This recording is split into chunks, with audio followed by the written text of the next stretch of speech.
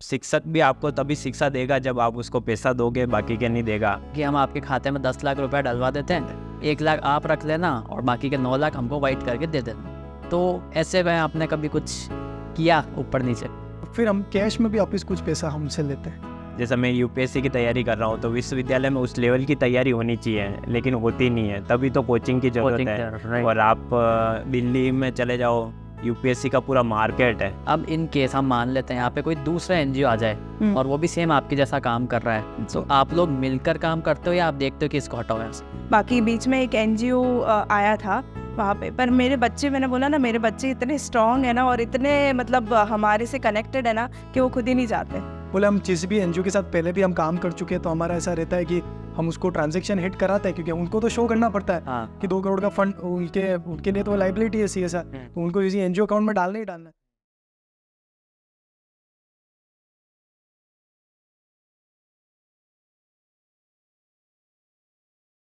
नमस्ते अमन जी। नमस्ते आनंद भाई, कैसे हैं आप? बस बढ़िया, आप बताइए। तो थोड़ा अपने बारे में बताइए, आप हमारे पॉडकास्ट पर आए हैं तो अपने बारे में बताइए ताकि हमारी जो ऑडियंस आपको देख रही है वो आपको पहचान सके। मेरा नाम अमन है। मैं एक उदयपुर के पास में 55 किलोमीटर दूर एक छोटा सा गांव है बम्बोरा, अच्छा, जो गिरवा में ही आता है, मैं वहाँ से हूँ।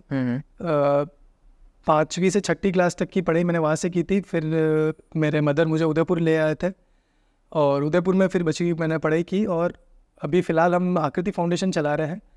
पिछले 4 साल से आकृति फाउंडेशन काम कर रही है ट्राइबल एरियाज़ पे।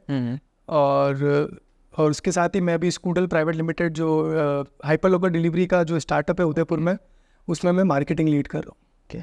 और ये जो आपकी एनजीओ है, इसकी शुरुआत कैसे हुई?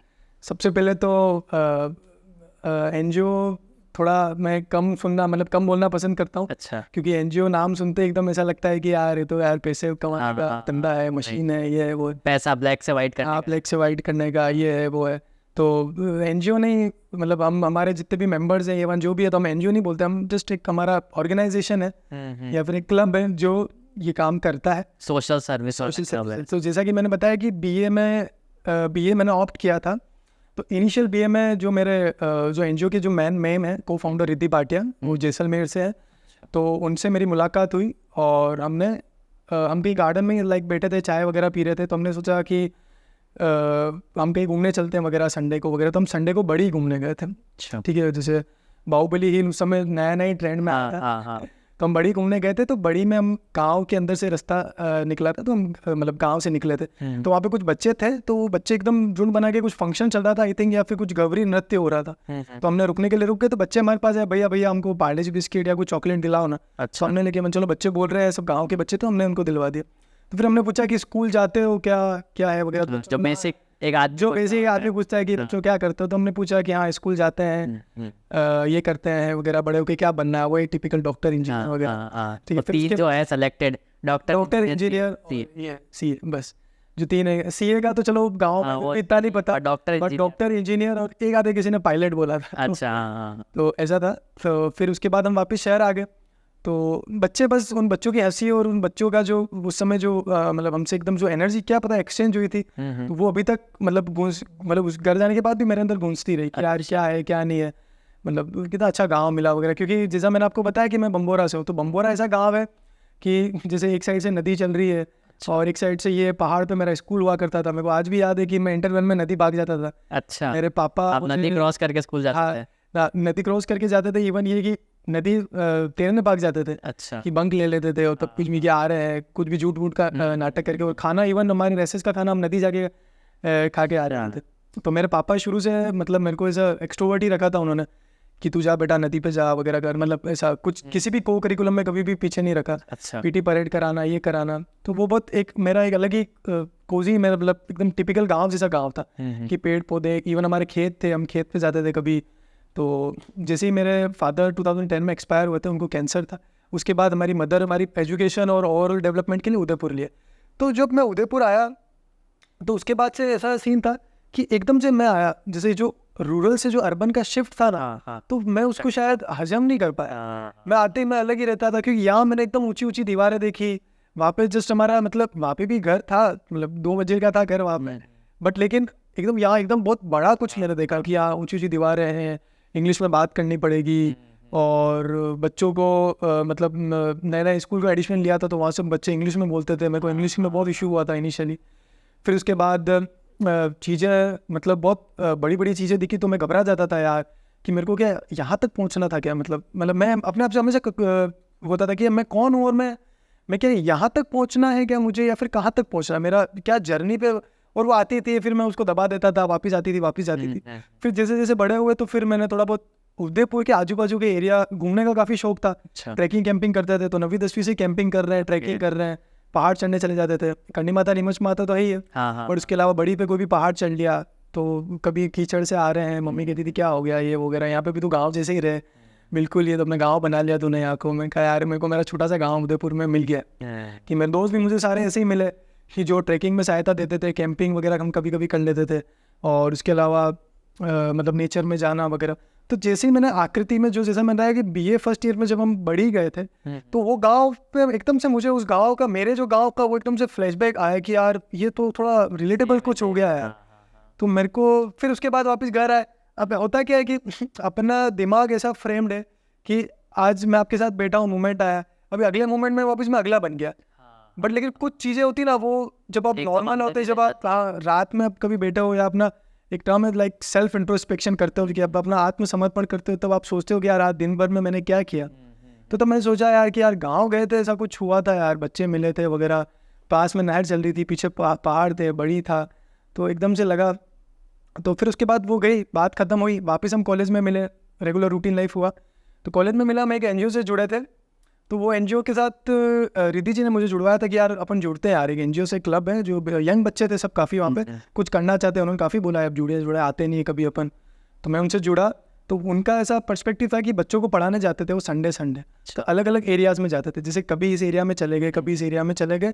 तो मैं 1-2 ड्राइव उनकी अटेंड की मैंने। अच्छा ठीक है। उसके बाद मेरे को थोड़ा सा कम सेट हुआ, सीरियसली बोलो, क्योंकि मुझे था कि यार कभी इधर एक एरिया में अपन चले गए, कभी इस एरिया में चले गए, स्कैटर्ड हो गया। फिर बच्चों की एक्सपेक्टेशन जग जाती थी कि वापस आएंगे कुछ। अब जैसे कभी भी जाते थे, कभी गन्ने का जूस, कभी केले, कभी फ्रूट्स लेके जाते थे कि हमारे लिए कुछ खाने का लाएंगे, कुछ पेंसिल रबड़ लाएंगे।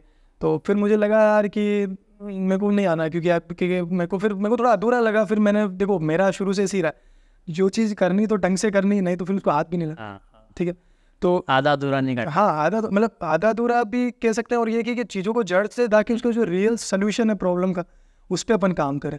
तो आपकी जो टीम है उसमें कौन कौन लोग हैं और वो क्या क्या काम करते हैं? जैसा कि मैंने आपको बताया था कि सबसे पहले जब हमने उस पेड़ से शुरुआत की थी, काव से शुरुआत की थी, तो हमको वॉलंटियर्स की ज़रूरत बहुत पड़ी थी कि मतलब वॉलंटियर्स तो जिस प्रोफेशनल टर्म है आपको, मतलब लोगों की ज़रूरत पड़ी थी कि जो हमारी हेल्प करे। तो इसके लिए हमने नुक्कड़ नाटक किया। हम जगह जगह अभी भी नुक्कड़ नाटक करते हैं। अच्छा। हमने फतेह सागर दिल वाली दीवार पर महिला सशक्तिकरण पर नुक्कड़ नाटक किया था, और एनवायरनमेंट को लेके हम नुक्कड़ नाटक प्लान कर रहे हैं अभी। उसके अलावा हम अभी इलेक्शन को लेके कर रहे हैं कि यूथ को इलेक्शन में क्यों लगना चाहिए, तो उसके लिए हम कलेक्टिव वोट जो है, हाँ, कलेक्टिव से मिलके हम ये चीज़ का नुक्कड़ नाटक अभी प्लान कर रहे हैं। तो हमने ऐसा फर्स्ट नुक्कड़ नाटक किया था, उसका नाम था पहल। तो ये हमने आर्ट्स कॉलेज में किया था, और मुझे आज भी याद है कि उस समय हमने जैसे जैसे टीम बनाई थी, और बहुत हम सुखाड़े मेमोरियल जो गार्डन है वहाँ पे हम प्रैक्टिस करने जाते थे। अच्छा। छोटे थे उस समय, तो वहाँ पे हम प्रैक्टिस करने जाते थे। तो उसके बाद हम जिस दिन नुक्कड़ हुआ तो उस दिन आर्ट्स कॉलेज की काफ़ी जनता आ गई। अच्छा। और लास्ट में हमने अनाउंस किया कि यार हम ऐसा काम करते हैं 2 गाँवों के लिए, जिसमें महिला सशक्तिकरण का भी है, चाइल्ड वेलफेयर भी है, रूरल एम्पावरमेंट भी है, और ऐसा अवेयरनेस पे भी अब काम कर रहे हैं। तो आप जो भी हमसे जुड़ना चाहें तो जुड़ सकते हैं। तो ऐसा हमसे खूब सारे लोग जुड़े थे, और खूब सारे आप एक्चुअली हमसे जो जुड़ते हैं मोस्टली स्टूडेंट जुड़ते थे इनिशियली। हाँ। तो उनका, जैसा कि आपको पता है, स्टूडेंट्स का कभी भी परमानेंट नहीं रहता है, वो जॉब के लिए बाहर जाएंगे, वो और अलग पढ़ाई के लिए बाहर जाएंगे। बट कुछ लोग जो मेरे साथ अभी तक जुड़े हुए हैं, जो आप उनको कह सकते हैं कि वो जो लिटरली पिलर्स हैं, मतलब जिनके बिना, मतलब मैं, रिद्धि जी, इवन आकृति भी, मतलब एक बार उनके बिना एक बार की, हाँ, तो वो मतलब वो उन लोगों के मैं मतलब इन्फॉर्मेशन देता हूँ मैं आपको। उससे पहले मैं आपको एक चीज़ बताता हूँ कि ना, आकृति में वैसे भगवान की दया से लोगों की कभी कमी नहीं रही है। कुछ न कुछ चलते फिरते आ जाता था, कोई ना कोई आ ही जाता था। कभी गाड़ी चाहिए, कार नहीं चाहिए, तो भगवान की दया से कुछ न कुछ हो ही जाता था कभी, क्योंकि अपन एक अच्छा काम कर रहे हैं, एक नेक सोच के साथ कर रहे हैं, तो कोई ना कोई सपोर्ट कर ही देता। बट कुछ मेन पिलर्स है जो दिन रात हमारे साथ जुड़े हुए हैं, उसके लिए सबसे पहले मैं बताता हूँ, मतलब रिद्धि जी तो हमारी जो मैम जो सब करता था है, वो उन्होंने हमारे अंदर ये पूरा किया है, तो वो तो है ही है मैम। उनका जो स्किल्स का भी वो जैसे सब देखते हैं, ओवरऑल मैनेजमेंट पूरा वो देखते हैं, जो कोऑर्डिनेशन का काम है वो पूरा मैं देखता हूँ, और उसके अलावा स्किल्स का पूरा जो सेटअप है वो पूरा रिद्धि जी देखते हैं। और जहाँ ट्रस्ट एंड ट्रांसपेरेंसी और जहाँ फंड्स और उसकी बात आती है वहाँ रिद्धि मैम ही देखते हैं पूरा, क्योंकि उनके हाथ से ही सब चीज़ निकलती है, उनके साइन से ही सब काम होता है। और उसके अलावा मैं पूरा अमन कोऑर्डिनेशन से पूरा काम देखता हूँ, पूरा लोगों को मिलवाना करना, PR का कुछ काम है वगैरह काम है, ये सारा काम देखता। उसके अलावा तीसरे एक बंदे हमको मिले थे, बादशाह भाई, उनका नाम है मुफद्दल बादशाह, और उनका नाम बेसिकली वो उन्होंने नाम अपना बादशाह भाई रखा हुआ है। अच्छा। कि मैं किसी कास्ट क्रीड कलर किसी से बिलोंग नहीं करता, मैं सिंपली बादशाह हूँ। तो दिखने में वैसे बादशाह नहीं है मैं पतले दुबले इंसान है, बट उनकी एनर्जी हमारे साथ, मतलब वो जब से हमसे जुड़े थे तो मतलब आकृति का जो काम है उसने, मतलब मैं क्या बोलूँ 3x 4x की तेज़ी ले ली थी। अच्छा। तो ऑनलाइन से सारा काम वो हमारा देखते हैं, ऑनलाइन जितने भी हैंडल्स हैं, वेबसाइट बनाना, लोगों को कोऑर्डिनेट कराना, बेसिकली हमारे HR से लेके नए नए वॉलंटियर्स को सर्टिफिकेट प्रोवाइड्स कराना, उनको जोड़ना, उनके इंटरव्यूज़ अलाइन करवाना, उसके अलावा गाँव पे ग्राउंड के काम करना, वीडियो रिकॉर्डिंग करना, रील्स बनाना, वो सब बादशाह भी हमारा देखते हैं। उसके अलावा कहीं कॉर्पोरेट्स में बात करने जाना, कहीं मीटिंग्स अरेंज कराना, वो पूरे बादशाह भाई देखते हैं। तो वो पूरा थर्ड हमारे जो मेन पिलर है वो बादशाह भाई है। फोर्थ है हमारे राजीव भैया, मतलब उनका पूरा नाम राजेंद्र प्रसाद चौहान है, तो वो हमसे शुरू से जुड़े थे, मतलब आकृति को खोले हुए 2 महीना हो गया था और वो जुड़े थे, तब से वो हमारे साथ है। हमारा पूरा अवेयरनेस ड्राइव और जहाँ पे सलाह मशवरा का काम होता है, क्योंकि हम एक NGO चला के बैठे, तो वहाँ पे हम हमारे राजीव भैया एक तरह से वो हमारे साथ सेम एज के, बट उनकी जो एक्सपीरियंस है, जो उनको एडवाइज़र हमने उनको रख रखा है ना, कि कुछ भी जाम अटक जाते हैं वहाँ हम राजीव भैया को फ़ोन करते हैं। जैसे कि मैंने आपको बताया था कि लुधियाना से हम स्वेटर लेने गए, तो वो राजीव भैया का ही प्लान था। अच्छा। कि करना है तो 100% दे के करना है, कोई फ़र्क नहीं पड़ रहा है। दिल्ली जाते हैं, दिल्ली में देखते हैं, नहीं समझ में आया लुधियाना निकल जाएंगे, दिल्ली गए नहीं समझ में आया लुधियाना गए, लुधियाना से स्वेटर आए, राजीव जी हमारे साथ चले थे। तो अवेयरनेस से लेके एडवाइजिंग से लेके और डिस्ट्रीब्यूशन, जो मेन पिलर्स की जब मैं बात कर रहा हूँ ना, तब उनका कोई एक आधारित काम नहीं है, जहाँ जो काम मिल गया वहाँ उनको करना है, ठीक है। पर जो मेजर जो उनका काम है वो अवेयरनेस ड्राइव का राजीव जी काम लेते हैं। जैसा कि उनका पॉलिटिकल बैकग्राउंड है, मतलब पॉलिटिकल साइंस में उनकी मास्टर्स चल रही है, साथ में वो सिविल जॉब्स के लिए प्रिपरेशन कर रहे हैं, तो उनको लॉज रूल्स वगैरह से काफ़ी वो वाकिफ़ है कि गांव वाले के, मतलब कोई अगर मजदूर है, कोई लेबर काम कर रहा है, तो उनसे उनके क्या लॉज है, क्या अप्रोचेस से फाइल कर सकते हैं, कहाँ कुछ बन रहा है, तो अवेयरनेस ड्राइव में हमारा वो लीड करते हैं।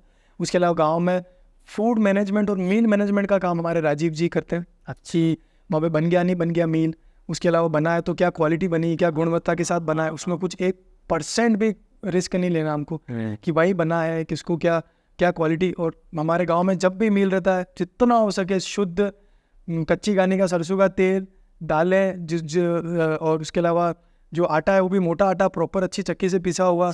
घी है तो गाँव के ही कहीं भैंस का घी है या देसी घी मगर मिल रहा, तो वहीं से हमारा ये फिलोसफी है। तो वो पूरा उनका पूरा मील्स, जैसे कि mostly Sunday to Sunday meals हो ही जाते हैं हमारे, दाल बाटी नहीं तो कभी कुछ कभी क्या, तो वो मील का पूरा वो कोऑर्डिनेशन देखते हैं। इसके अलावा जैसा कि मैंने बताया कि एक हेल्दी एडवाइज़र के रूप में हमारे साथ है।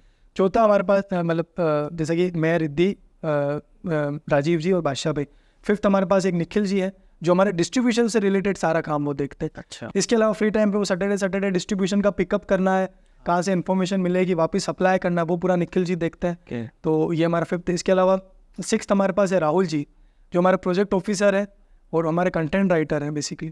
तो और उसके अलावा जो बजटिंग होती है, ऑडिटिंग होती है और बजटिंग होती है, वो पूरा राहुल जी के हाथ में। वो उसका काम मतलब ऐसा है कि पूरा मतलब गंगा मैया के गंगोत्री के पानी जैसा ट्रांसपेरेंट काम है उनका। हर ऑडिटिंग में हर प्रोजेक्ट प्रपोजल बनाना है, कंटेंट लिखना है हाथों हाथ, तो वो पूरा हमारा एक, क्योंकि वो ग्राउंड पे कम आते हैं और उनका ऑनलाइन और जब ऑफिस में उनका काम काफ़ी ज़्यादा रहता है। फाइनेंस रिलेटेड, हाँ, फाइनेंस रिलेटेड प्रोजेक्ट प्रपोजल्स बनाने, सर्वेस कंडक्ट कराने, सर्वेस के क्वेश्चंस बनाने, पूरी एक्सेल शीट बनानी, रिसर्च एंड मेथोडोलॉजी का काम पूरा वो करते हैं कि अगर सर्वे आ गया, 100 जनों का सर्वे निकल के आया, अब उस पर क्या प्रोजेक्ट बनेगा, उस पर रिसर्च करनी, बच्चों को क्या करा जाए, क्या बेटर आउटकम और निकल सकता है, वो पूरी रिसर्च का काम राहुल जी देखते हैं। वापस पीपीटी बनानी, पीपीटी बड़ी बड़ी कंपनियों तक मेल करनी, CSR के लिए उनको नॉक करना, उनसे मीटिंग अरेंज करवानी, और ये सब काम हमारा राहुल जी देखते हैं। और एक सेवंथ हमारे पास एक बंदा है प्रांजल सिंह राव, अभी वो अहमदाबाद में पढ़ाई कर रहा है। प्रांजल ऐसा आदमी है कि मतलब कि अमन भैया ने बोल दिया या राजीव भैया ने या आकृति में किसी ने भी बोल दिया कि यहाँ से लेके ये काम करना है, उसका कोई डिपार्टमेंट नहीं है, हर डिपार्टमेंट में वो है, सब में वो कि सामान धोने से लेके सब्जी काटनी है, बच्चों को पढ़ाना है। वो एथलीट में आगे अपना करियर परस्यू कर रहे हैं। फिलहाल अहमदाबाद में भी हाल ही में उदयपुर आ जाएंगे वो। तो वो हमारा इन सब फैक्टर्स में हमारे वो काम करते हैं कि ऐसा बंदा जो कहीं पे भी डाल देते हैं, डिस्ट्रीब्यूशन करना, अवेयरनेस करना, स्किल्स में बैठने, इवन वो मेहंदी तक बना लेते हैं। अच्छा, जो कि मेहंदी बनाते हैं वो बहुत एकदम मतलब घरेलू आंटी जैसे हमको हेल्प कराते हैं कि हर जगह हमको हेल्प कराएंगे। इसके अलावा काफ़ी टीम है, काफ़ी लोग हैं, काफ़ी लोगों का सपोर्ट रहा है हमको। बट जब अपन बात करते हैं ना कि कुछ लोग हैं जो मतलब हर वक्त खड़े हैं, डेली उनसे मिलना हो रहा है, आगे की क्या प्लानिंग है। मतलब इन 7 बंदों का मैंने जो नाम लिया है तो ज़रूरी नहीं 7 बंदे, इसके अलावा हमारे पीयूष भैया, इवन कुणाल भैया, यतीश भैया, उसके अलावा परम भैया, महिमा दीदी, ललित भैया, अशोक भैया, इवन इतने लोग हैं ना। मैं मतलब मेरे को एक बार वो ग्रुप, हमारा जो मेन ग्रुप है उस पर से बोलना, फ़ोन का परमिशन दे दो आप, मैं फ़ोन ले आता हूँ, तो उसमें से देख के बोलना पड़ेगा क्योंकि इतने सारे लोग हैं। आस्था दीदी, खूब सारे लोग हैं, उन सबका सपोर्ट रहता है। बट एक जो चीज़ होती है ना जिसको अपन हक से बोल के या टॉक के बोल सकते हैं कि यार ये काम मुझे चाहिए, जिसपे अपन उस चीज़ को डाल सकते हैं कि मेरे को आपसे काम चाहिए और नहीं और मैं आपसे नाराज़ हो जाऊँगा, वो ये बंदे। तो जैसा कि आपने बताया कि आपकी टीम है और सब इतना सब मैनेज हो रहा है, बट एक फैक्टर आता है कि हमने देखा है कि जो भी NGO होता है, और आप तो शायद चला भी रहे हैं, हाँ। तो आपके पास मतलब कभी ना कभी ऐसा कोई फ़ोन आया होगा बिल्कुल, जिसमें किसी ने बोला होगा कि हम आपके खाते में 10 लाख रुपया डलवा देते हैं, 1 लाख आप रख लेना और बाकी के 9 लाख हमको वाइट करके दे देना। तो ऐसे में आपने कभी कुछ किया ऊपर नीचे? सबसे पहले मैं आपको बताता हूँ कि ऐसा मुझे एक फ़ोन नहीं आया। अच्छा, क्लियर कर देता हूँ, ऐसे मुझे 10 से 20 फ़ोन आ चुके हैं। जब से पता पड़ा है कि मेरे पास ATG-12 है, मेरे पास CSR सर्टिफिकेट है, हम एक वैलिड NGO, एक बड़ा फंड CSR उठाने के लिए, ठीक है, इस मुद्दे पे मतलब यूजुअली जो NGO के जो होते हैं, मतलब मैंने देखा है या और भी कुछ होता तो लोग बात करना कम पसंद करते हैं, ठीक है, क्योंकि इस चीज़ों में काफ़ी कितनी बार डिबेट्स हो जाती है, कितनी बार चीज़ें हो जाती हैं। तो मैं आपको एक स्टोरी बताता हूँ कि मेरे पास ऐसा एक कॉल आया था। तो आप जैसे 10 लाख का कह रहे हैं कि 10 लाख अपन ले लेते हैं और 1 लाख अपन आप रख लेना, ये कर देता हूँ। तो मैं आपको एक अमाउंट बताता हूँ। मेरे पास इधर 2 करोड़ रुपए का फ़ोन है, 2 CR का, कि वहाँ आपको 2 CR पहले। अब मेरे साथ क्या लफड़ा है कि मुझे ऐसा आता है ना, अभी एक तो स्कैम इतने चल रहे हैं कि वो सब मजाक लगता है कि मेरे पास एक फ़ोन नहीं, उसके बाद मेरे पास 8 से 10 फ़ोन आए थे अलग अलग टाइम पे। फर्स्ट फ़ोन जब आया तो मैंने उसे फ्रॉड समझा कि मेरे को लगा यार फ्रॉड होगा, एक साथ था। फिर सेकंड आया, फिर थर्ड आया और मैंने उसकी कंपनी देखी, विजिट की। मैं कोई नाम हम किसी कंपनी का कुछ भी नहीं रिवील कर रहा हूँ, और शायद वो इतनी पॉपुलर कंपनी भी नहीं है, बट उसके प्रॉफिट्स वगैरह अच्छे बन रहे होंगे या जो भी है कि हाँ ये कर लो। तो उनका फ़ोन आया कि सर हम आपको CSR इनिशिएटिव करना चाहते हैं और इतना इतना हमारे पास फंड है और इतना इतना है। तो मैंने कहा वेल एंड गुड यार। तो मैंने कहा सर मैं आपको कुछ कॉन्सेप्ट नोट भेजूँ मेरी NGO का, आपने कहाँ देखा है, मेरी वेबसाइट के लिंक्स भेजूँ, आप हमारा काम देखो, हमारे कुछ प्रोजेक्ट्स ओपन है उसमें आप डाल सकते हैं। बोले वो सब तो ठीक है, वो हम देख लेंगे, आप मुझे मेल कर दीजिए ये सब चीज़ें। ठीक है, मैंने कहा ठीक है सर, आप मुझे मेल एड्रेस दे दीजिए, मेल करता हूँ। ऐसी बात हुई, मैंने फ़ोन रखा, हम लोगों को मेल किया, सब डॉक्यूमेंट्स वगैरह हर चीज़ की। सेकंड वापस कॉल आया कि हाँ हम हमारी कंपनी ने डिसाइड किया हम आपको फंड ट्रांजेक्शन कर सकते हैं। ठीक है, एक बार हम आएंगे और आपका कैसे ऑडिटिंग का क्या है वगैरह। तो मैंने बैलेंस शीट में हमने CA से पूछ के मैंने कहा सर आप बैलेंस शीट आप मुझे दे दीजिए, जो अकाउंट स्टेटमेंट वो पूरा भी दे दिया उन्होंने, ऑडिटिंग की वगैरह की, उन्होंने देख लिया कि हमारा काम क्या है क्या नहीं है, उनको सही लगा। तो बहुत जेन्युइन लगे थे, मतलब बहुत सटीक। बट फिर एकदम से वापस उनका जो नेक्स्ट कॉल आया था कि उन्होंने पूछा कि यार सर इसमें ऐसा रहता है हमारा कि रेशियो अपन क्या डिसाइड करें। अब मैं इस फील्ड में नया मेरे को कुछ आइडिया ही नहीं कि क्या होता है रेशियो और क्या होता है। तो फिर मैंने अपने CL भाई मतलब CA को फ़ोन किया कि यार कुछ रेशियो का पूछ रहे थे यार ये वो। तो फिर CA ने जाके मुझे क्लियर किया कि डायरेक्ट उन्होंने नहीं बोला, उन्होंने सिंपली ऐसे बोला कि सर कुछ रेशियो का कुछ बैठेगा क्या कि ये है वो है वगैरह। फिर CA ने बोला कि तू यहाँ बैठ मेरे पास और वापस फ़ोन लगा। तो मैंने वापस फ़ोन लगाया उनको कि मैंने कहा सर क्या रेशियो का आप कह रहे थे वगैरह, मैं कुछ समझा नहीं है वो। बोले हम जिस भी NGO के साथ पहले भी हम काम कर चुके हैं तो हमारा ऐसा रहता है कि हम उसको ट्रांजैक्शन हिट कराते हैं, क्योंकि उनको तो शो करना पड़ता है कि 2 करोड़ का फंड उनके लिए तो लाइबिलिटी है CSR, तो उनको किसी NGO अकाउंट में डालना ही डालना है। तो फिर हम कैश में भी वापस कुछ पैसा हमसे लेते हैं। तो मेरे को तो लगा यार, मैंने कहा ये क्या बोल रहा है यार, ऐसे कैसे क्या है ये वगैरह। तो मतलब मैंने म्यूट किया फ़ोन और मैंने कहा सिंह के पागल ले गया है, क्या बात कर रहा है यार ये वो वगैरह, इस काम के लिए जानी जाती कि आकृति ये वो, उसको मिला कहाँ से लिंक वगैरह, आपने नहीं करना ये वो। CA ने बोला प्रोफेशनली बात करके फ़ोन काट दे। तो सिंपली बोल कि मैं शो नहीं कर पाऊँगा, और सिंपली बोल, ज़्यादा कुछ भी ऐसा मत बोल कि हम ऐसा काम नहीं करते, आप नाम नहीं जानते हो ये वो वगैरह। सिंपली बोल कि सर ये तो पॉसिबल नहीं हो पाएगा, ठीक है, और तो फिर उन्होंने फिर से वापस मैंने उनसे बात की, तो उनका है कि सर क्या है आपको आगे करना है, फिर हम कुछ वो मतलब लाइक थोड़ा सा प्रेशराइज करने लगे कि आप एनजीओ को आपको करना भी है सर या क्या है वगैरह। मैं कहा सर देखो सीन ऐसा है कि आप भले कितना भी रेशियो दे, आप भले 9:1 भी देना कि 90% आप वापस कैश ले लें, मतलब सॉरी 90% आप रख ले और 1% मतलब 10% भी आप ले लो, तो भी सर हम इस चीज़ पे नहीं कर पाएंगे। और इसके पीछे फिर जब मैंने फिर उसके बाद मैंने फ़ोन रखा और फिर सीए से बात की। सीए ने बोला है बहुत नॉर्मल है, ठीक है, एक एनजीओ के जो चलाने के लिए। और जब ये बात मैंने जो रिद्धि जी को बताई तो उन्होंने हमको काफ़ी, हमारी पूरी टीम को काफ़ी डांटा, मतलब काफ़ी हमको बोला कि तुमको फर्स्ट मोमेंट पे ऐसे फैक्टर को समझना है और इसको विलंबित करना है। क्यों? क्योंकि अपना आकृति का जो काम है वो अपनी ट्रांसपेरेंसी और ट्रस्ट के लिए जाना जाता है, ठीक है। अपन को इन सब लफेटों में अपन न शुरू से थे और न ही अपन को पढ़ना है। अपन को लोगों का प्रोत्साहन मिला तब जाके अपन ने एनजीओ का रजिस्ट्रेशन और ये सब अकाउंट बनाया। और आज सब जानते हैं कि आकृति 4 साल पुरानी एनजीओ, बट रजिस्ट्रेशन अभी हुआ है, उसका 1 साल हुआ है। 1 साल में उसको ATG 12 है, हर डॉक्यूमेंट उसका कंप्लीट है। बट पिछले जो 3 महीने वो कहाँ गए? वो पिछले 3 महीने से आकृति नॉन मॉनिटरी डोनेशन से चल रही थी।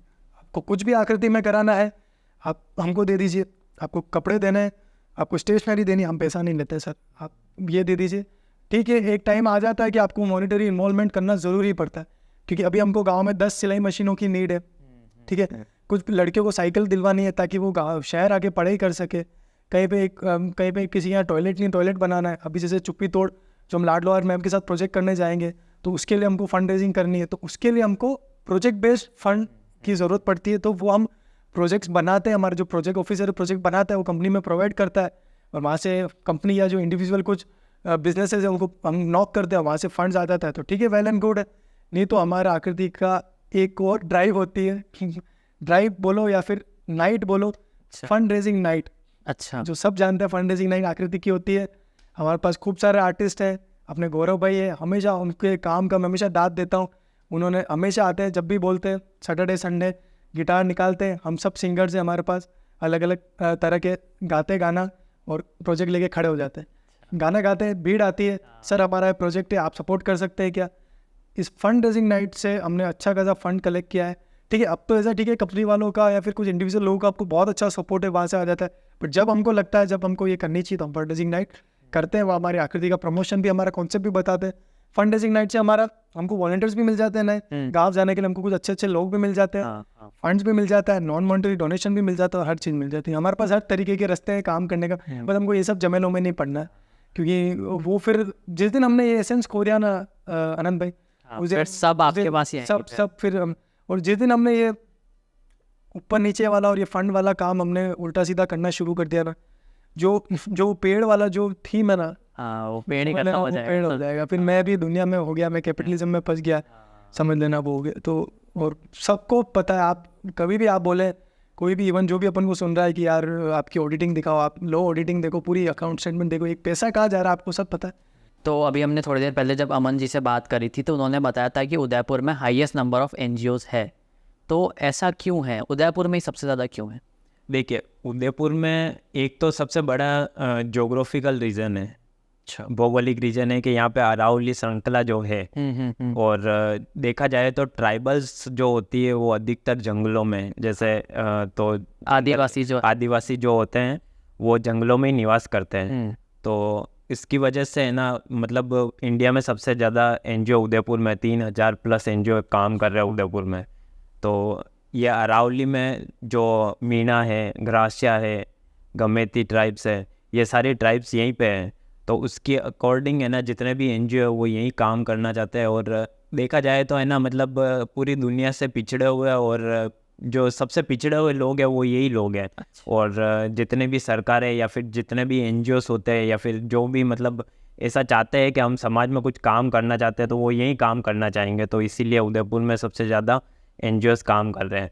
और उसके अलावा ये है कि जैसे कितने सारे आपने यूट्यूब पे और इंस्टाग्राम से रील्स देखी होंगी जो NGO काम करते हैं। और आपने देखा होगा कि वो जैसे किसी को वीडियो ही बनाना है, तो आपने देखा होगा कि कोई अगर सो रहा है तो उसने पहले से कंबल ओढ़ रखी है या स्वेटर पहन रखा है तो उसको जाके स्वेटर पहना दिया, या फिर जिसके हाथ में खाना है उसको जाके और खाना दे दिया। मतलब ये एनजीओ से ऐसे काम कर रहे हैं, या फिर जो, मैं ये नहीं कह रहा हूँ कि वो गलत काम कर रहे हैं, वो उनकी तरीके से सही काम कर रहे हैं, लेकिन आपको पहले सर्वे करना चाहिए। या फिर अगर आप ऐसे लोग हैं जिनके पास सर्वे डाटा नहीं है, तो आप जो एनजीओ जिनके पास डाटा है, आप उनसे है ना कोलैबोरेट कर सकते हैं, या जो भी करके आप है ना उनसे डाटा ले सकते हैं, और किसको कैसी ज़रूरत है, किस चीज़ की नीड है, आप उसके अकॉर्डिंग कुछ भी दान कर सकते हैं या फिर कुछ भी बांट सकते हैं। आप अपने अकॉर्डिंग किसी को भी कुछ भी दे देते हैं जो उसके लायक ही नहीं, काम उसके काम आएगी नहीं। जब पहले से उसके पास एक कंबल है और आपने एक और दे दी तो वो क्या काम आएगी उसके।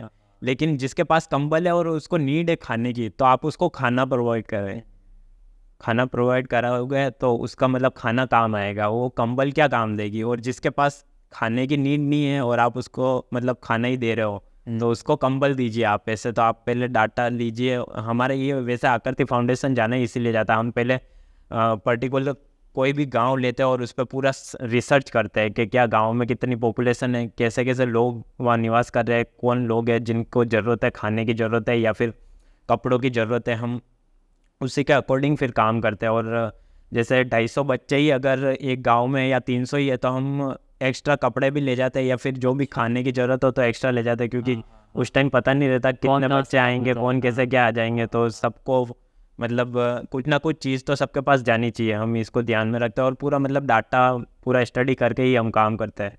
तो अभी जैसे कि आपने 2 गाँव का आपने मेंशन किया कि 2 गाँव आपने गोद लिए हुए हैं, तो उनका अब आगे का फ्यूचर क्या है आपके अकॉर्डिंग? देखिए, मैं आपको बताना चाहूँगा, जैसे 2019 में जब मैं आकृति में गया था, 2019 में आकृति वैसे इस्टेब्लिश हुआ था, और उस टाइम रजिस्टर्ड नहीं था। उस टाइम हम गए थे तब गांव के बच्चे मतलब इतने छोटे छोटे थे जो आज बड़े हो गए हैं। मतलब 4 साल में, मतलब वो 6 साल के थे तो आज 10 साल के हो गए, और जो 10 साल के थे वो 14 साल के हो गए। तो वो बच्चे हमसे इतने मतलब जुड़ चुके हैं ना, तो हम कभी जाते हैं तो वो मतलब ऐसा उनको फील नहीं होता कि परिवार जैसे नहीं है। और उस टाइम उनके पास क्या था, अभी क्या है, और आगे हम उनको कैसा बनाना चाहते हैं। वैसे देखा जाए तो हम उनको एजुकेशन देते हैं, जो पढ़ना चाहे उनको पढ़ाते हैं, और जो ना पढ़ना चाहे उसको स्किल सिखाते हैं कुछ भी। ऐसे जैसे मैं आपको इंटरप्ट करूंगा। आपने जैसा बोला कि जो पढ़ना चाहे उनको पढ़ाते हैं और जो नहीं पढ़ना चाहे उनको स्किल सिखाते हैं, तो उनको आपने कभी सोचा नहीं कि हम इनको पढ़ाएं? देखिए, इसका ये है कि हम ये नहीं कहते कि बिल्कुल पढ़ाना ही नहीं है, पर उनको उतना ही पढ़ाना जिससे वो अपना गुजारा कर सके। क्योंकि उनका ये रहता है कि जैसे आप पढ़ने के लिए आप ये पूरा कैपिटल वर्ल्ड है, आप जानते हो आज की शिक्षा एजुकेशन आज का लेवल कैसा हो गया है कि आप जिसके पास पैसा होगा वही पढ़ पाएगा। एक तरफ अपन अगर अपना पुराने जो अपने ऋषि मुनि थे उनको देखे, या फिर जो गुरु की जो भावना होती थी, क्या होती थी कि वो शिष्य को पढ़ाएगा और उससे गुरु दक्षिणा लेगा, जिससे उसका गुजारा होगा या खर्च जो भी है घर खर्च चलेगा, वो होता था।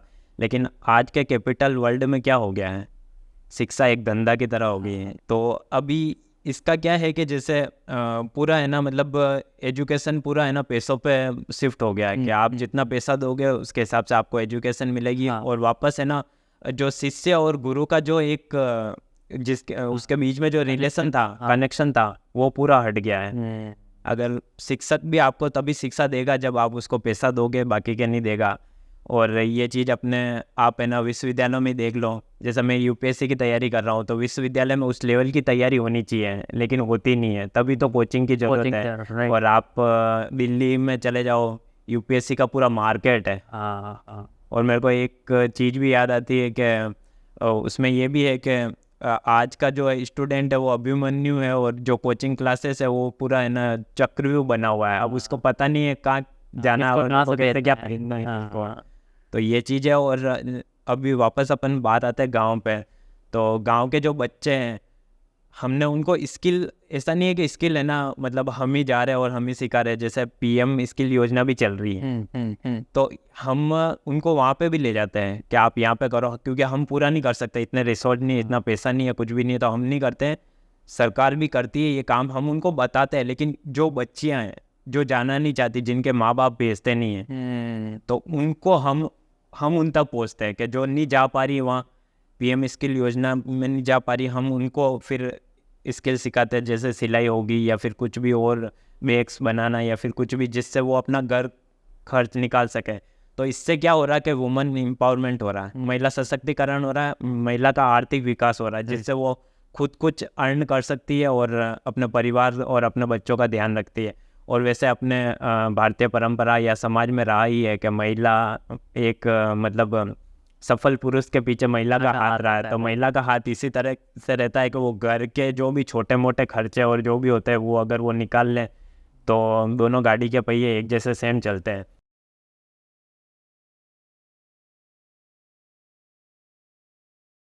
राजस्थान की फीमेल लिटरेसी रेट सिर्फ 52% है। इसका मतलब 48% राजस्थानी महिलाएं अभी भी अशिक्षित हैं। Thousands of people in India are unable to pursue education because of their parents who live below poverty line. But their lives changed when an NGO named Akriti came in. Akriti provided them the opportunity to enhance the skills and ability of the talented children of India by developing their futures in the Tier 3 city of the country, Udaipur.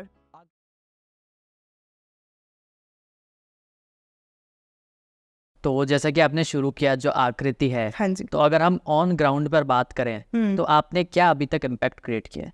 आकृति जब हमने start किया था ना, तो हमारा था ही नहीं कि हमें कुछ करना है, हमने कुछ फ्यूचरिस्टिक रखा ही नहीं था, कोई गोल नहीं था, कोई कुछ नहीं था। बस ये था कि संडे है, फ्री होता है, यूथ है, या तो क्या करते हैं अपन, फ़ोन चलाते हैं या सो जाते हैं, या फिर कहीं चले गए, चलो घूमने जाते हैं, फतेह सागर चले गए, कुछ भी ऐसा लाइक मतलब बस इधर उधर वेस्ट कर देते।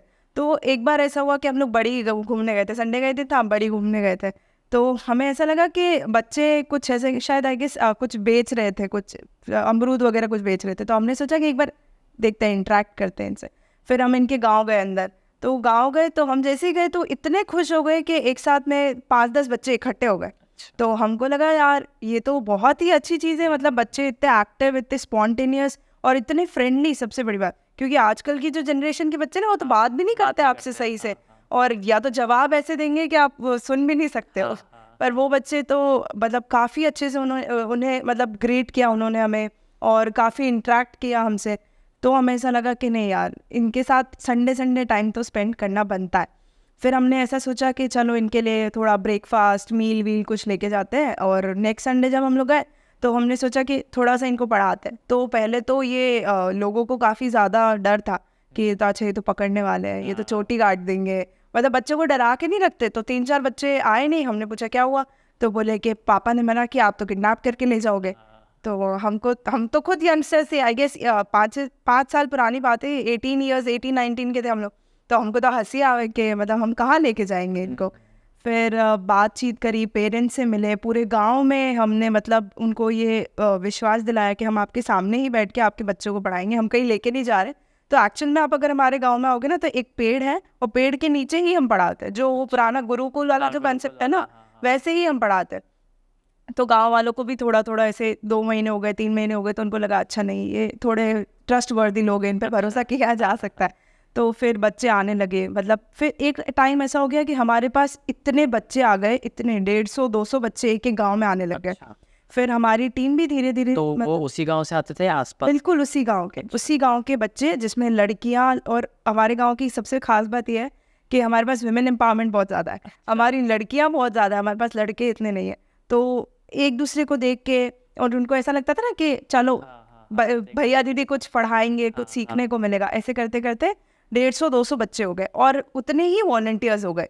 मतलब जैसे हम लोग फील्ड पे जाएं तो 20-20 वॉलंटियर्स। तो हम सोचे कि इतना कैटर करना, एक ह्यूमन रिसोर्स को संभालना बहुत मुश्किल हो जाता है, इसलिए हमने दूसरा गांव लिया। जब दूसरा गांव लिया तो नवरात्रि चल रही थी, नवरात्रि का आई गेस फर्स्ट डे था। तो हम लोग ऐसे ही घूम रहे थे कि हमें दूसरा गाँव देखना है। तो हम गए वहाँ पे, हमने बातचीत करी, वहाँ के भी बच्चे बहुत प्यारे। तो मतलब वहाँ पे भी एक ही दिन में, मतलब फर्स्ट डे जो संडे था उसी दिन पे कम से कम हमारे पास 80-90 बच्चे आ गए थे। तो मतलब अभी भी ऐसा है कि उन बच्चों को, आप एक बार गए हो, आप जैसे एक बार आए और आप दूसरी बार नहीं आ पाए किसी रीज़न से, लेकिन तीसरी बार या चौथी बार आप कभी भी नेक्स्ट टाइम, क्योंकि अपन तो यूजुअली कल क्या करते हैं वो भूल जाते हैं। तो उनको तो हफ्ते 2 हफ्ते महीने भर पुराने भी याद रहता है कि अच्छा ये भैया आए थे, ये दीदी आए थे। मतलब अटैचमेंट बहुत ज़्यादा। और अब तो मेरा इतना ज़्यादा बॉन्ड है ना बच्चों से कि मतलब मुझे लगता ही नहीं है कि मैं ऐसे ही बोलती मेरे बच्चे, कोई डांट दे उनको, कोई कुछ बोल दे तो मुझे अच्छा भी नहीं लगता। नहीं मेरे बच्चे, इनको कैसे कुछ बोल सकते हो तुम। तो जैसा कि आपने बताया कि आपके पास पहले एक गांव था, फिर आपने एक और गांव लिया। जी। अब इन केस हम मान लेते हैं यहाँ पे कोई दूसरा एनजीओ आ जाए और वो भी सेम आपके जैसा काम कर रहा है, तो आप लोग मिलकर काम करते हो या आप देखते हो कि इसको हटाओ यहाँ से? अच्छा, एक्चुअली हमारे साथ ये सिचुएशन हो रखी है। पहले बीच में जैसे नारायण सेवा संस्थान है उसी साइड पे, तो हमारे बच्चे वगैरह सब जाते हैं उधर, कोई दिक्कत नहीं है हमको। बाकी बीच में एक एनजीओ आया था वहाँ पे, पर मेरे बच्चे, मैंने बोला ना, मेरे बच्चे इतने स्ट्रांग है ना और इतने मतलब हमारे से कनेक्टेड है ना कि वो खुद ही नहीं जाते।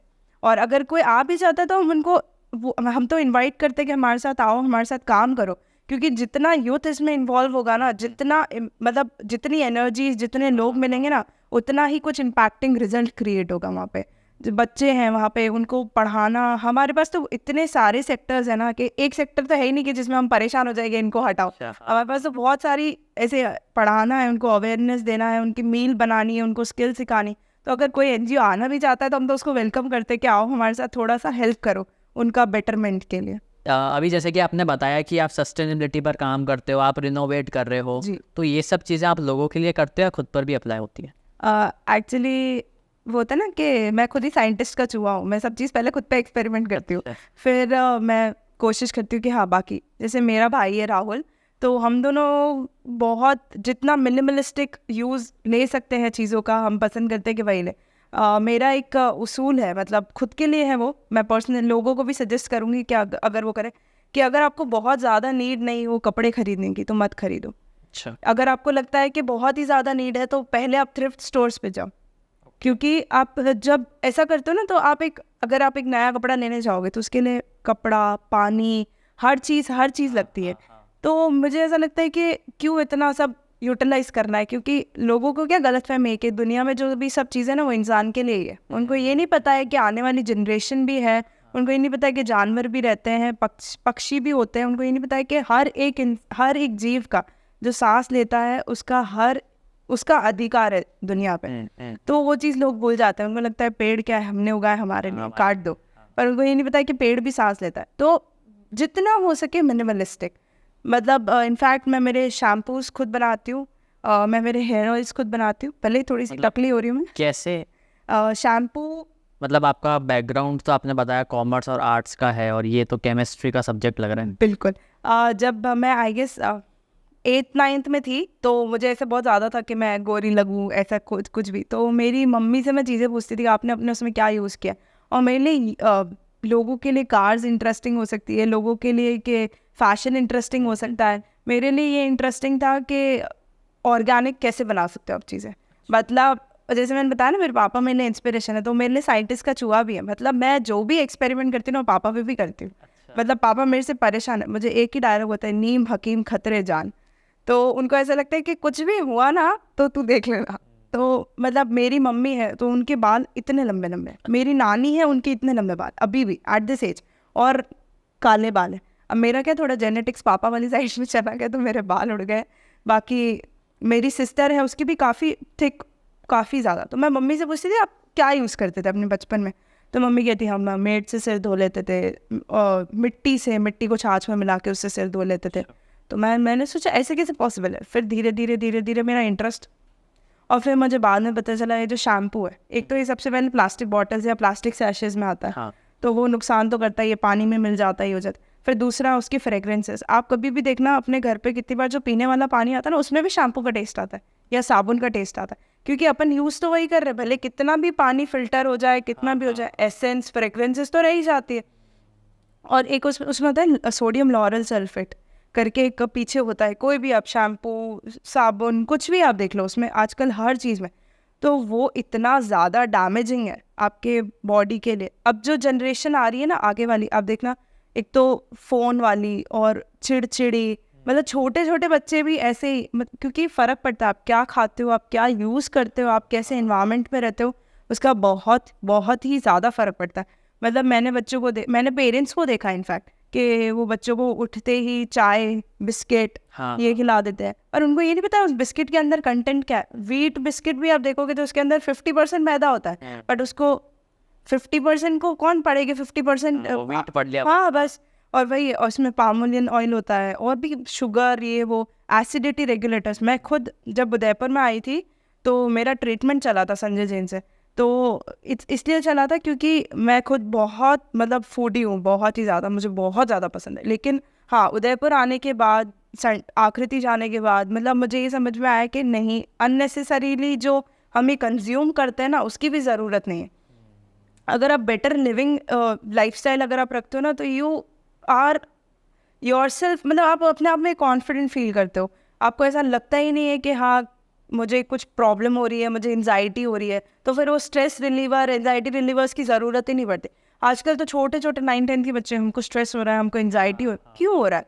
वो उनको पता नहीं उनको क्यों हो रहा है। फ़ोन पूरे दिन स्क्रॉल स्क्रॉल स्क्रॉल, और उसमें तुम क्या कंटेंट देखते हो किसी को नहीं पता। और पहले हमारे टाइम पे तो फिर भी मतलब मेरे पापा या उन टाइम पे तो फ़ोन था ही नहीं, लेकिन हमारे टाइम पे तो फिर भी पेरेंट्स का थोड़ा सा कंट्रोल होता था, क्या क्या देख रहा है बच्चा, क्या नहीं देख रहा है उसका।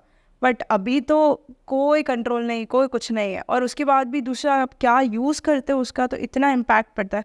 आपका स्कैल्प है तो वो अपने आप में ऐसा है ना कि आप क्या लगाते हो वो एब्जॉर्व करता है। आपकी स्किन है तो स्किन बहुत एब्जॉर्बिंग होती है। अपन मॉइस्चराइजर्स यूज़ करते हैं, अपन ये सब यूज़ करते हैं, हाँ अंदर चला जाता है। तो ऑफकोर्स ये कैंसर्स और ये जो सिस्ट बनना और ये सब जो चीज़ें होती है वो इनसे ही होती है, क्योंकि आप जो यूज़ कर रहे हो वो कहीं ना कहीं आपकी हेल्थ को तो डिटोरिएट करेगा ही करेगा। तो पर्सनली मुझे ऐसा लगता है कि आप, मतलब मेरा बस एक चीज़ है कि मेरे पास एक जगह हो, मेरा एक खेत वेत हो, मैं खुद उगाऊँ, मैं खुद खाऊँ। और इसमें मेरा सबसे बड़ा इंस्पिरेशन, अगर कोई सबसे बड़ा इंस्पायरिंग रोल है तो वो है पीपल फार्म। पीपल फार्म है जो पीपल फार्म, अच्छा, पीपल फार्म एक ऑर्गेनाइजेशन है जो एनिमल्स के लिए काम करती है, लेकिन they promote sustainability, they promote, मतलब वो जितना मिनिमलिस्टिक हो सकता है वो यूज़ करते हैं। वो दोनों हस्बैंड वाइफ है जो अब्रॉड में काम करते थे, फिर इधर आए, और आई गेस मकलॉडगंज में उनका NGO है। और आप उनको देखोगे ना तो इतने सादा लोग, इतने सादा लोग, उन्होंने अपना घर भी खुद ही बनाया, उन्होंने मतलब जितना वो कर सकते हैं ना वो करते हैं। और they are truly a inspiration for me, कि मुझे उनसे कभी मौका मिलेगा ना मैं बिल्कुल मिलूंगी उनसे। जो उनकी वाइफ का पेज है, मैं आपको बताती हूँ, आप भी खुद भी पर्सनली जाके देखना, कहानी वाली शिवानी। तो वो हर चीज़ बताते हैं कि आप क्रुएलिटी फ्री कैसे चीज़ें बना सकते हो, वीगन, हर चीज़ वीगन। अपन जो ये छोटे छोटे कपड़े बच जाते हैं वो फेंक देते हैं, अपन वो हर एक, मतलब वो राखी भी बनाना है तो खुद बना रहे, मतलब जितना कोई भी त्यौहार है वो खुद ही पहले के, हाँ मतलब जितना कम में अपन कर सकते हैं। तो वो अपने आप में मेरे लिए बहुत इंस्पायरिंग है। दूसरा एक है अमूल्य बुद्ध फाउंडेशन करके, वो सस्टेनेबिलिटी को ऐसे प्रमोट नहीं करते। लोगों ने क्या टैबू समझ लिया कि अच्छा सस्टेनेबिलिटी है, अब तो यार इस पे अलग से ही काम करना पड़ेगा, अब शैम्पू बनाना पड़ेगा, तेल बनाना पड़ेगा, अब अपन बहुत हैंडी हो जाता है अपने लिए चीज़ लेके आना। लेकिन अपने को ये नहीं पता है कि अगर जब अपन खुद के लिए कोई चीज़ बनाते हैं ना तो अपनी वाइब्स भी लगती, तो उस तरीके से काम भी करती है। अब जैसे शैम्पू बनाना है तो व्हाट आई पर्सनली यूजेस आंवला, रीठा, शिकाकाई और मेथी। आप इसको सोक करो, आप पेशेंस होता है आप में कि आप वेट करोगे कि सुबह तक वो तैयार हो जाए, आप पे काम करे। बट आप जब बाहर से ले आए शैम्पू एक शैशे, अब लोगों को ये नहीं पता कि एक तो पहले वो शैशे का पूरा ऊपर का काट देते, वो लोग बिल्कुल पसंद नहीं कि जो कोई भी ऊपर की पूरी चीज़ ऐसे निकाल दे, क्योंकि उनको ये नहीं पता है कि जब आप ऊपर का निकाल देते हो ना तो नीचे वाला पार्ट भले रिसाइकल हो जाएगा, लेकिन वो ऊपर वाला पार्ट तो कहीं ना कहीं पड़ा ही रहेगा। तो अमूल्य बुद्ध फाउंडेशन जो है वो अपने आप में बहुत ही अच्छा, मतलब ऐसा एज एन कोई फाउंडेशन नहीं, वो पूरे कोई वास्ट लेवल पे नहीं कर रहे, लेकिन वो जितना हर चीज़ को लेके वो इतना अवेयर करते हैं ना कि आप जैसे रेस्टोरेंट में गए तो अपन क्या करते हैं कि बच गया खाना तो या तो फेंक देते हैं या फिर अपन उसको पैक करवाते हैं, लेकिन पैक भी अपन करवाते हैं प्लास्टिक रैपर्स, तो माइन्यूट प्लास्टिक पार्टिकल्स तो अपन कंज्यूम डेली ही कर रहे हैं। तो वो ये बताते हैं कि कैरी योर ओन डब्बा और कैरी योर ओन बैग, मतलब आप बायो एंजाइम्स यूज़ करो। बायो एंजाइम इज सबसे बेस्ट अगर क्लीनिंग का कुछ हो सकता है। आज अपन लाइजोल डाल देते हैं, अपन फिनाइल डाल देते हैं, तो क्या होता है पानी अपन फेंकते हैं, तो जाता तो वाटर बॉडीज में, अपने पास हाँ जाता वाटर बॉडीज में। लेकिन लोगों को ये नहीं पता, अच्छे पुराने टाइम पे ना लाइजोल होते थे ना फिनाइल होता था, गारे वाले घर होते थे, और अगर जिनके पास थोड़े से अपग्रेडेड वर्जन के घर होते थे तो वो बायो एंजाइम यूज़ करते। Bio enzyme is a thing कि आप कंटेनर ले लो, उसमें 3 पार्ट्स आप कोई भी सिट्रस फ्रूट का या ऐसा कोई भी चीज़ आपको जो आपकी वेस्ट हो रही है, जैसे मैं पर्सनली जो ये शिकंजी वाले होते हैं ना तो उनके नींबू फेंकने में जाते हैं, और गाय इतना मुँह नहीं डालती नींबू में, तो मैं उनसे नींबू ले आती हूँ। तो आप 3 पार्ट्स में नींबू ले लो, 1 पार्ट में जैगरी ले लो, और 10 पार्ट्स में वाटर ले लो, आप उसको 1 महीने तक रोज़ खोलो, लिड को बंद करो और 2-3 महीने के लिए वापस उसको, मतलब 1 महीना तो खोल बंद करो और 2 महीने के लिए उसको पैक करके रख दो। आपका हर चीज़, हर तरीके का क्लीनर, हर मतलब आपको ग्लास साफ़ करना है, आपको टॉयलेट सीट साफ़ करनी है, आपको जो साफ़ करना है आप उससे कर सकते हो। और उसके बाद भी आप पोछा लगा रहे हो, उसके बाद वो पानी बच गया, आप पौधों को दे सकते हो, कोई नुकसान नहीं करती। और पौधों के लिए तो बायो एंजाइम अपने आप में इतना बढ़िया फर्टिलाइज़र है कि आपको किसी और चीज़ की ज़रूरत ही नहीं। किसी भी आपको अदर कोई फर्टिलाइज़र, केमिकल, विटामिन कैप्सूल्स जो लोग डालते, किसी चीज़ की ज़रूरत नहीं है। और सबसे बड़ी बात है कि आप उसको मतलब बहुत ही ज़्यादा वो इको फ्रेंडली, इतना तो विनेगर जैसा फ्रेगरेंस है, वो इतना बढ़िया फ्रेगरेंस देता है और वो केमिकली टेस्टेड है। मतलब ये जो ब्रांड्स का मुझे नहीं बोलना चाहिए, लेकिन हाँ जो भी ये ब्रांड्स है जो ये सब क्लीनिंग की चीज़ें बनाती है, तो वो कंपैरिजन में पीएच लेवल को बैलेंस नहीं कर सकती जितना नेचुरल चीज़ें कर सकती, बहुत ही ज़्यादा। तो मेरा आपसे सवाल है कि आपने काफ़ी इंटरव्यूज़ भी दिए होंगे, आप एनजीओ में हैं, तो आपका ये वाला एक्सपीरियंस कैसा रहा? ये हमारा पॉडकास्ट था, आपका ये एक्सपीरियंस कैसा? सबसे पहले तो मैं बताना चाहूँगा कि काफ़ी इंटरव्यूज़ काफ़ी बार हमारा होता है वगैरह, कितनी बार मतलब कोई भी बोल देता है कि आज अपना इंटरव्यू है, ये है, कुछ भी वो पूछना चाहे, या नॉमिनल हम भी कभी वीडियो पे कुछ शूट कर रहे होते हैं वगैरह कि ये हम प्रोजेक्ट लॉन्च कर रहे हैं, ये कर रहे हैं गाँव में जाके या ट्राइबल एरिया में जाके, ठीक। तो काफ़ी बार रहा है मेरा। बट आपके जो आनंद भाई, आपका जो अरब टॉक्स के बारे में मेरे को आप पारोगे नहीं, मेरे को 6 महीने पहले से पता था। और मेरे को कब से था यार कि मेरे मित्र हैं कुणाल भैया, मतलब बड़े भैया हैं, उन्होंने वो आपके यहाँ आए थे और उन्होंने आपके बारे में बताया था, मतलब आकृति का भी जिक्र किया था और उन्होंने मुझे सजेस्ट किया था यार। और मैं उससे पहले से आपका मतलब देखता रहता था कि जैसे आपने राहुल सर का किया था, राहुल बड़ाला जी का किया था, तो मेरे को ऐसा लगता था यार कि मैंने आपका इंस्टाग्राम स्क्रॉल किया, आपकी वेबसाइट भी मैंने देखी और यूट्यूब पे भी आपको देखा है, जैसे अभी सोनी का आपका आया था लेटेस्ट, कि मेरे को ऐसा लगा था कि यार आपने मतलब इतना प्रोफेशनल जो मैंने आपका काम देखा ना आनंद भाई, कि मतलब यार आप इतनी एनर्जी इसमें, मतलब आप पॉडकास्ट को लेके और मतलब लोगों का होता है ना कि कर लेंगे, कैसे भी कर लेंगे, जो तो किधर भी बैठ जाएंगे, आउटडोर कर लेंगे, वो वाले माइक से लेके कर लेंगे, मतलब क्योंकि इनिशियली लोग एकदम से इतनी एनर्जी नहीं लगाते, उसको लगता है पहले अपन नॉर्मली करते हैं फ़ोन वोन में, फिर थोड़ा कुछ अच्छा होगा तो फिर उठेगा, ट्राई करते हैं। और आपका जो फर्स्ट से जो आपका प्रोफेशनलिज्म है ना, जो आपके काम का कंसिस्टेंसी और प्रोफेशनलिज्म, वो आपका आनंद है, उसके लिए सल्यूट है। तो आपका अब एक बार देखा, 2 बार देखा, फिर तो ऐसी इच्छा हो जाती ना यार कि अब बंदा यार क्या मतलब डेडिकेटेड अपने काम को लेके। तो फिर उसके बाद आपका मैसेज आया था कि यार अमन भाई आपको आना है वगैरह, आपने कुछ रील में मुझे कॉलेब भी किया था उसमें, फिर उससे पहले भी शायद 1-2 बार आपने मुझसे बात की थी इनडायरेक्टली कभी कि आना है वगैरह। तो मैं काफ़ी इंटरेस्टेड था कि यार हाँ यार इनके यहाँ ये बुलाएंगे तो अपन ज़रूर जाएंगे प्रॉपर एकदम ये करके। रिद्धि जी को भी बोला मैंने और हमारी पूरी टीम को बोला कि यार ये है वगैरह। और यूट्यूब पे भी मैंने आपके काफ़ी देखे हैं पॉडकास्ट वगैरह, और यूट्यूब पे भी मतलब ऐसा नहीं कि खाली इंस्टाग्राम है तो वह इंस्टाग्राम पे 2-2 मिनट की क्लिपें डाल दी, वापस आप यूट्यूब पे भी डालोगे और यूट्यूब पे भी उसी क्वालिटी के पूरा उस पर डालोगे।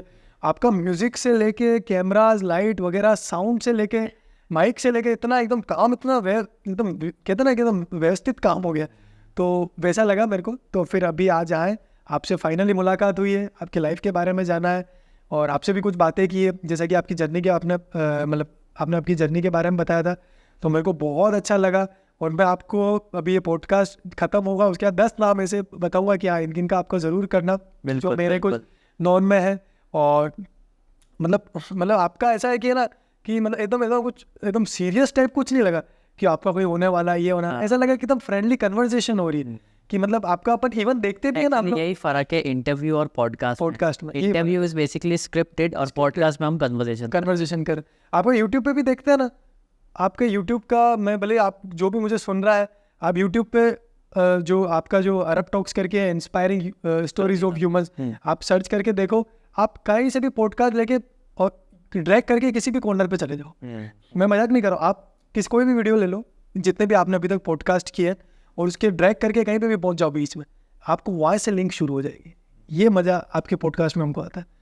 एक होता है ना कि यार शुरू से पढ़ना पड़ेगा, टॉपिक देखना पड़ेगा, किस फील्ड से है, क्या है क्या नहीं है। और सबसे अच्छी बात है कि आप बिजनेसमैन से लेके पॉलिटिशियन से लेके आप हम जैसे एनजीओ के जो समाज सेवी कार्यकर्ता से लेके आप सबको एक प्लेटफॉर्म देते हैं। और ज़रूरी नहीं आपके लिए इंस्पायरिंग स्टोरीज ऑफ ह्यूमंस है। हाँ, इंस्पायरिंग से ज़रूरी नहीं है कि उसने कि बहुत बड़े कुछ मुकाम हासिल किया हो, कुछ किया हो।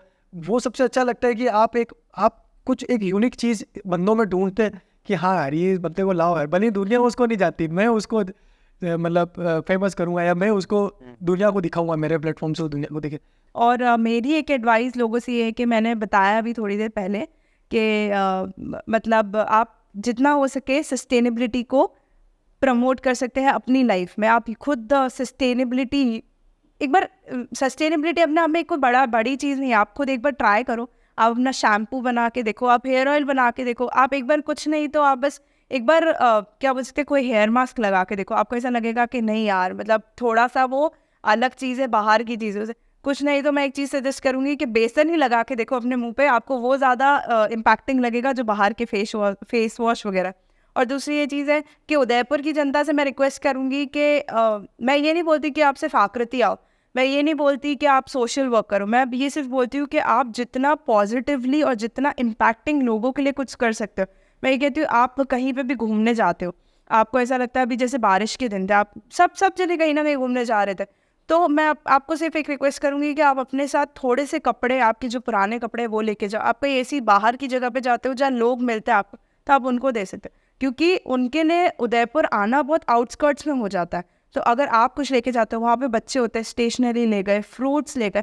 हाँ, मेरी एक रिक्वेस्ट है कि प्लीज़ चिप्स कुरकुरे ना लेके जाए उनके लिए, और अगर वो आपसे पैसे मांगते हैं तो पैसे भी ना दें, क्योंकि वो पैसे कहाँ यूज़ करते हैं कहाँ नहीं करते अपने को नहीं पता। हमारे सामने एक इंसिडेंट हुआ था कि हमने उसको 10 रुपये दिए, आई गेस बहुत 4-5 साल, वो बच्चा थोड़ी देर बाद हमें दिखा सिगरेट पीते हुए।